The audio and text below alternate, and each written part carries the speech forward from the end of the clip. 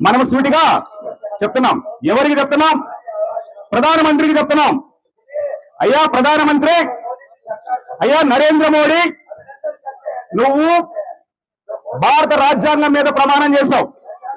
భారత రాజ్యాంగ వ్యవస్థలని కాపాడుతానని ప్రమాణం చేశావు. ఈ భారతదేశంలో కులాలకి, మతాలకి, వర్గాలకు అతీతంగా అంతఃకరణ శుద్ధితో ఈ దేశాన్ని పరిపాలిస్తానని చెప్పి ప్రమాణం చేశావు.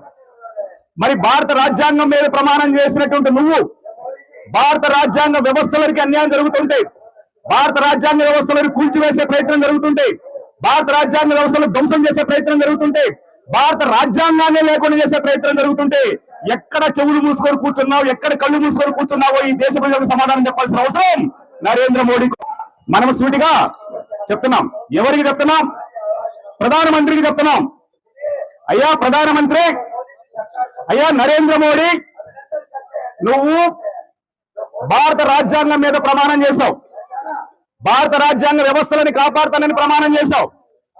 ఈ భారతదేశంలో కులాలకి, మతాలకి, వర్గాలకు అతీతంగా అంతఃకరణ శుద్ధితో ఈ దేశాన్ని పరిపాలిస్తానని చెప్పి ప్రమాణం చేశావు. మరి భారత రాజ్యాంగం మీద ప్రమాణం చేసినటువంటి నువ్వు భారత రాజ్యాంగ వ్యవస్థలకి అన్యాయం జరుగుతుంటే, భారత రాజ్యాంగ వ్యవస్థలను కూల్చివేసే ప్రయత్నం జరుగుతుంటే, భారత రాజ్యాంగ వ్యవస్థలను ధ్వంసం చేసే ప్రయత్నం జరుగుతుంటే, భారత రాజ్యాంగాన్ని లేకుండా చేసే ప్రయత్నం జరుగుతుంటే ఎక్కడ చెవులు మూసుకొని కూర్చున్నావు, ఎక్కడ కళ్ళు మూసుకొని కూర్చున్నావో ఈ దేశ ప్రజలకు సమాధానం చెప్పాల్సిన అవసరం నరేంద్ర మోడీకి ఉంది. నరేంద్ర